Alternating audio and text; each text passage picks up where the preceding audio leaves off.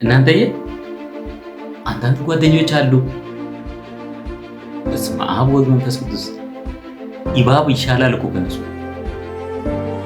7 8 ዓመት 10 ዓመት ጓደኛ ሆናችሁ ከእናንተ ጀርባ ያሰራሉ። እናንተ ጋር ይስቃሉ፣ እናንተ ጋር ይበላሉ፣ ይጠጣሉ፣ ይዞራሉ፣ ይመላለሳሉ፣ አብረው ይገዛሉ፣ ይሸምታሉ። ተመልሶ እናንተ ጀርባ ላይ ግን መቃብር ነው። ከነዚህ ሰዎች ጌታ ብቻ ይጠብቃችሁ። በጣም መጥፎ ጓደኛ ማለት አብሮ እየኖረ ለሌላ ለተንኮል ክፋት ከጀርባ የሚሰራ ሰው